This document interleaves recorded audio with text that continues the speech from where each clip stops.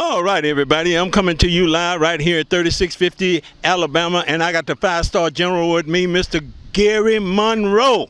Gerry, man, let's talk about this field right here that they named George Floyd. Now, tell us, Gerry, in your words, and don't hold nothing back. Okay. You hold the mic, Gerry. Well, first of all, I mean, I never agreed with the field being named after George. It didn't have really nothing to do with George. Mm-hmm. You know, it had something to do with the fact that we had a Pat Patterson here. Okay. Before George Floyd, we had a Luther Booker here. Okay. And God bless him, Coach McGowan just passed away, on top of all the other great people that have been here. So I didn't have an issue with, you know, George personally, but I definitely didn't want the field named after him. But we're past that. Okay, now let's talk about why this turf ain't down yet. And I know that Houston Texan Cal McNair is already telling the NFL that they got a big old turf going over here in the black community, and this being a black community, and you know and I know this no longer a black community, the judification. Mm-hmm. They shut that down. Yeah, they have a black school named after an ex-slave, but they is not in a black community no more. And the way the NFL and Cal McNair and them looking at, they looking at dollars, Monroe. Now, you know, I'm talking to you because I know you're in the political field and you're in with those people and you know about this situation. Yeah, I've actually had a private sit down at a function with Hannah McNair. Okay. And there was a lot of lies told to the McNair family to even make this deal go through. Okay. And one of those lies is that this field had to be named after George. She say that's a lie. That's not true.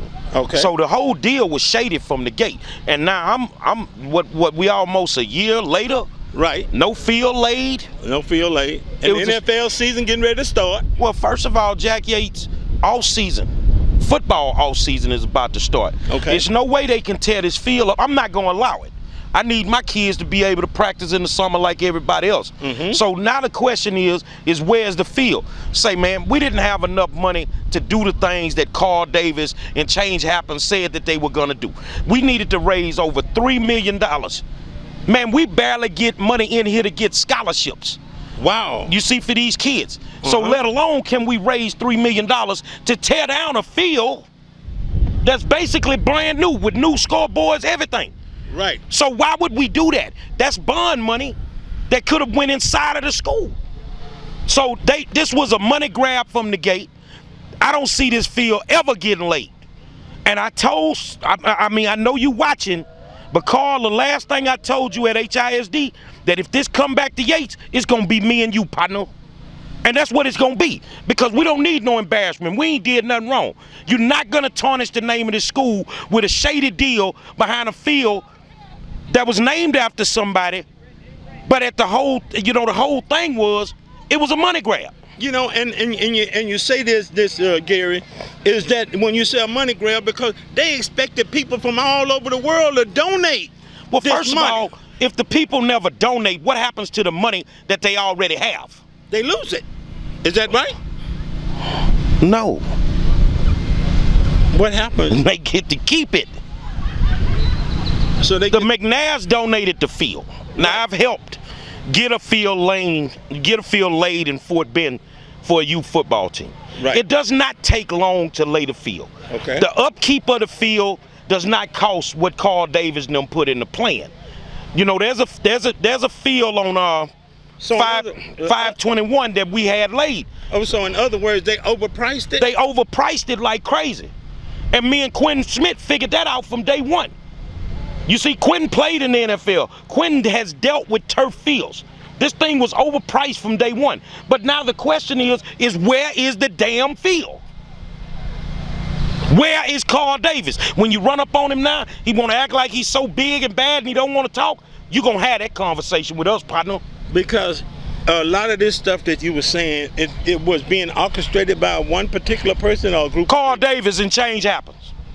Carl Davis, a Yates line. And the reason that we're in the position that we're in a lot of days at this school, because a lot of these Yates lines are not forthcoming.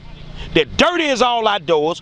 And this is another example of a Yates line taking advantage of a situation like George Floyd to line their damn pockets. And you know, it's so sad because see now, Cal McNair he didn't even told, if I'm not mistaken, he got it even through Roger Goodell, the NFL commissioner, that he's supposed to have a turf on the Exactly. black community. Am I right or wrong? No, this is supposed to happen. The McNairs were not going to take the turf back. When I spoke with Hannah, back in, I think it was last October, I spoke with Hannah at a function. Hannah McNair, that's his wife. Right, that's his wife. So, it was shady from day one. And now we don't have a field, but Change Happens has money, and you got access to the turf. What are they waiting on? Well, Change Happen gonna have to wait. I done seen this situation, Monroe, is that Change Happen gonna have to come on with it. Bottom line. Bottom line, because Cal McNair and them, like you said, they do not want to take this turf back. They have to raise an additional $3 million. Where are we going to get $3 million from? Number one, we ain't gonna give up nothing. We ain't got $3 million. We don't even have money to help these kids in band uniforms. Well, I tell you what, Change Happens just got a grant the other day from the county. Why don't they use that money to lay the field down? So Change Happen, what is Change Happen, Gerry? Is from money. Change Happens is just an organization that's helping to gentrify Third Ward. Oh. That's what it's about. But I've told people, I've expressed my concerns. We have never allowed politicians to come and dictate anything on this Yates campus. We don't need that right now. We take care of our own. We barely make it some days. But man, we've been making it like that for over 90-something years. But we never sold ourselves out. Carl sold himself out. And when he sold himself out, tell Carl Davis, if you got anything, if you got a problem with what I'm saying, sue me. My attorneys are on standby. Carl Davis sold us out. And when I say us, that means the school. The school, the community, the legacy, the alumni, the kids, he sold us all out. Wow. I'm so thankful, Gerry, that you can share this information with us, because certain people know that when it comes to the real truth, it's gonna come to Mr. Gerry Monroe, and Boo Lee will help put it out there. Man, I'm gonna tell you something, man.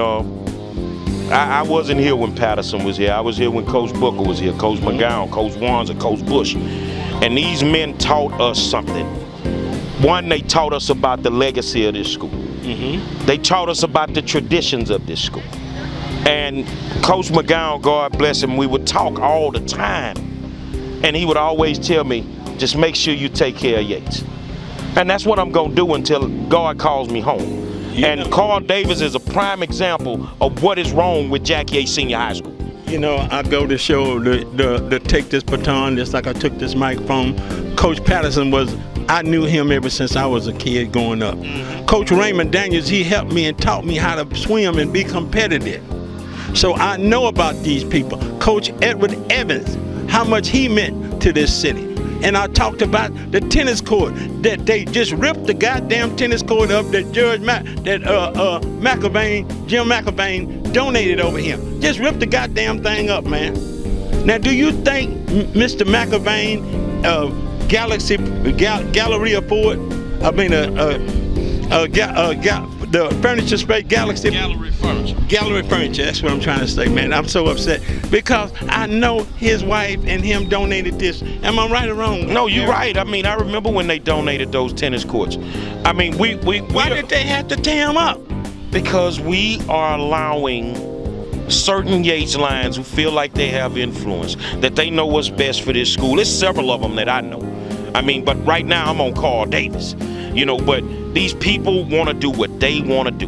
This is their Yates. They want to do what they want to do. It's not our Yates, it's their Yates. Well, guess what I told them, and I mean what I say. Crimson and gold flows through my veins. And I am not going to back down when it comes to protecting this school. Carl Davis, you need to deliver a field home, boy. All right, everybody, we out of here. Thank you, Gerry. Anytime.